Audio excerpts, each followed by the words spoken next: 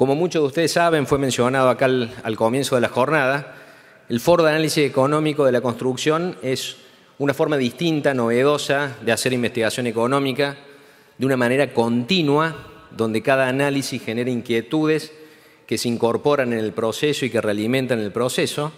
Es una forma de investigación integrada porque los propios empresarios están incorporados en la mesa que hace investigación y no solo aportan conocimiento de expertos, sino que son una máquina de generar inquietudes, a tal punto de que cuando ya creemos que tenemos un informe cerrado y lo estamos revisando por cuestiones de detalle, aparecen nuevas inquietudes y la lógica de investigación continua nos obliga a seguir con los temas. De entrada no hay ningún tema cerrado, por más que haya ciertos informes que cerramos para comunicarlo, porque los temas siguen con esta lógica. Y además es una forma de investigación focalizada, porque no tenemos un interés puramente académico de analizar cosas y publicarlas, sino que es un interés concreto, focalizado en los temas en los que tenga sentido aportar números y aportar análisis para poder tratar de cambiar la realidad. Una de las primeras inquietudes que surgió en el Foro de Análisis Económico de la Construcción fue el tema que nos convoca hoy, la relación entre la construcción y las cuestiones sociales. En particular, ¿cuál es el poder que tiene la construcción para generar empleo y para sacar hogares de la pobreza? Cuando uno toma todos los hogares pobres, es lo que ustedes van a ver mientras yo hablo en ese gráfico o en esa figura,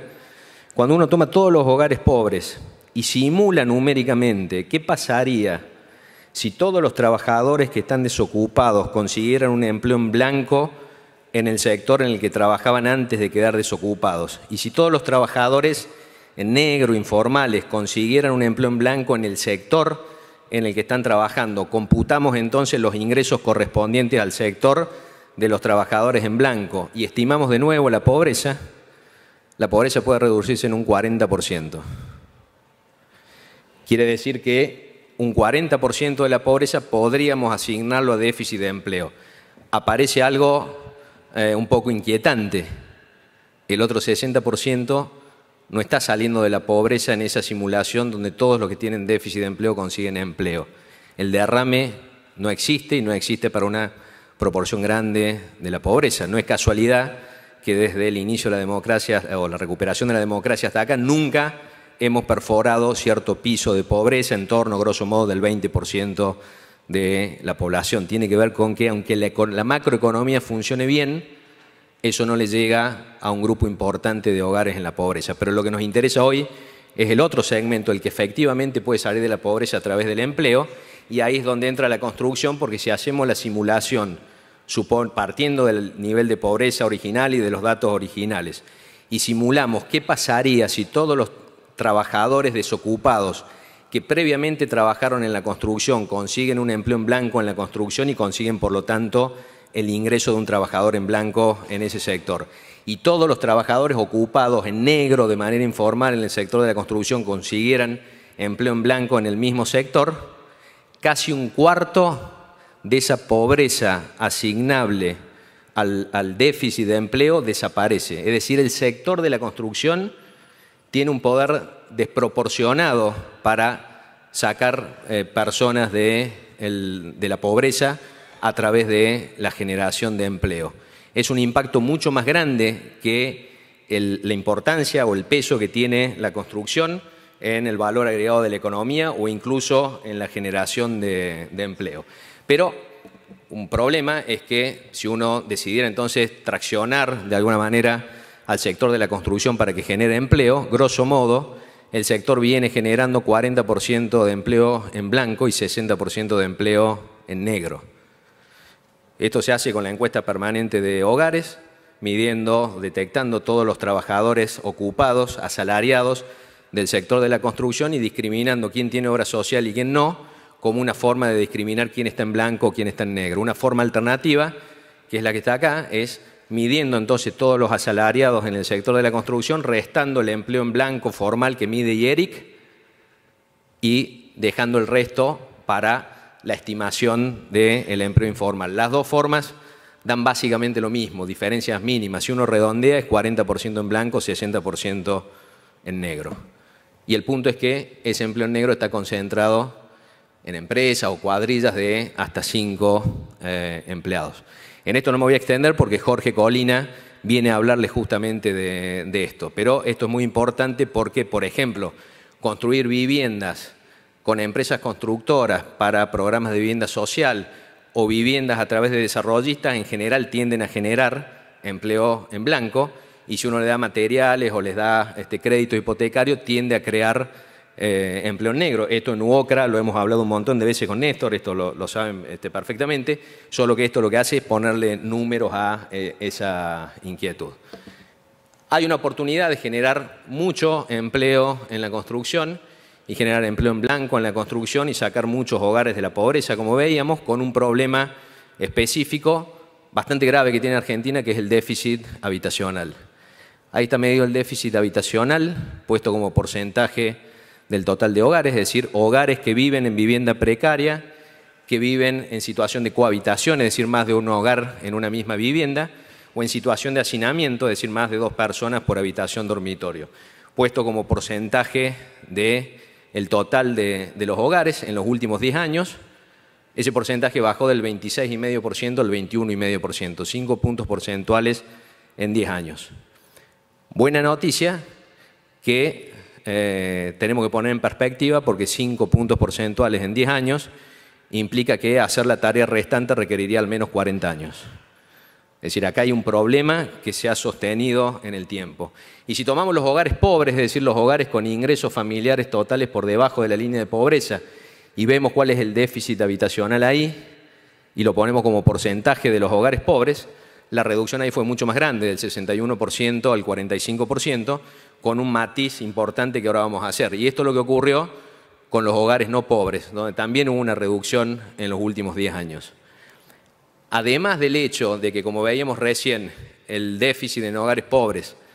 bajó fuertemente en 10 años, pero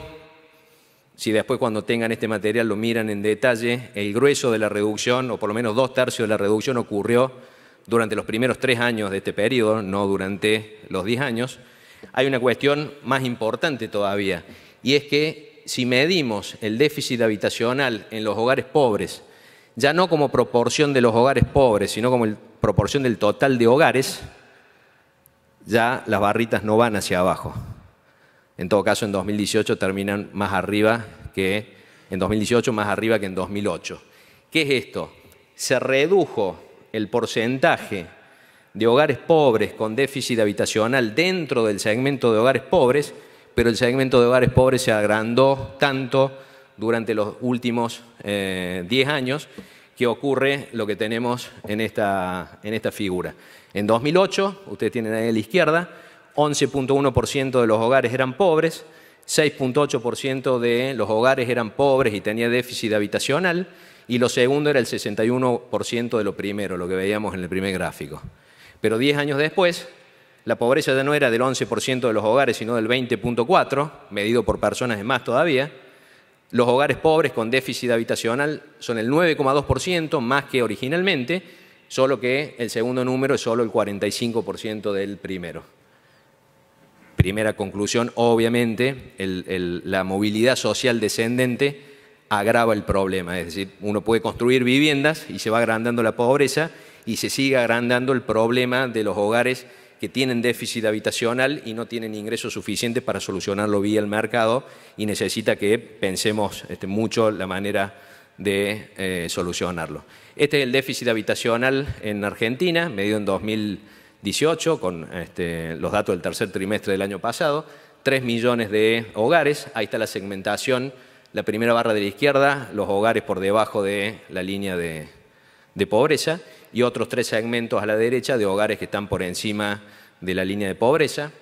Esa es la composición por tipo de déficit: abajo déficit por hogares que viven en vivienda precaria, al medio hogares que viven en situación de cohabitación y arriba hogares que están en situación de hacinamiento. Los dos de abajo requieren viviendas adicionales, el tramo de arriba requiere habitaciones adicionales. Si hiciéramos una equiparación con metros cuadrados, podemos calcular viviendas equivalentes para empezar a ponerle números a cualquier plan de viviendas.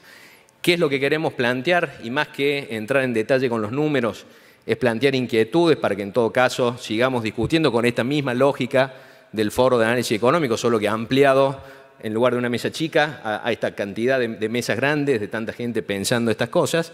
Podemos pensar una estrategia a 3 bandas, teniendo en cuenta los hogares que tienen déficit habitacional, los hogares que tienen déficit de ingresos, los hogares que tienen déficit de empleo, sabiendo que todo eso está interrelacionado y que si hacemos algo por bajar el déficit habitacional y construir las viviendas para los hogares pobres, también lo podemos pensar para los hogares no pobres, por supuesto con otro tipo de planes y de medidas, vamos a estar reduciendo el conjunto de hogares con déficit de empleo y, como vimos al comienzo, vamos a estar reduciendo la cantidad de hogares con déficit de ingresos, es decir, en situación de pobreza.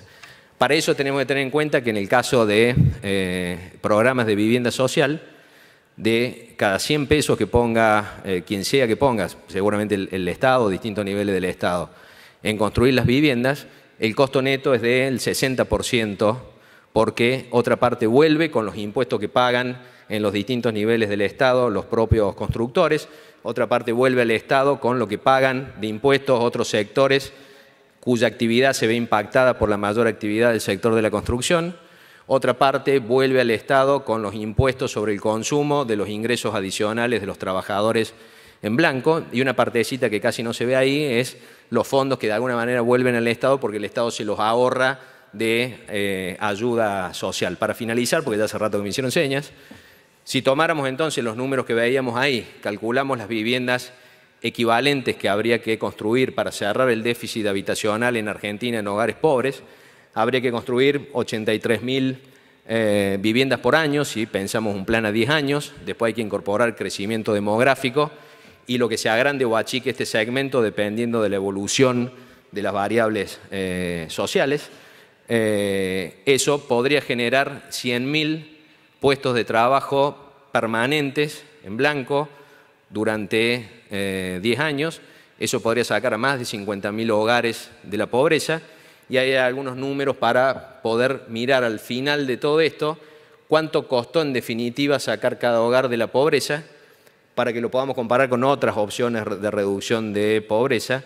que esta tiene la ventaja que el dinero le llega al bolsillo del trabajador trabajando y no de otra manera. Así que más que discutir estos números puntuales, los invito a reflexionar sobre esta estrategia y a que juguemos con los números y juguemos con la UOCRA y con los empresarios de la construcción y con todos los que estén interesados en estos temas para poder pensar soluciones a un problema tan grave como es el déficit habitacional, pero que genera una oportunidad tan grande de generar empleo y reducir la pobreza. Muchas gracias.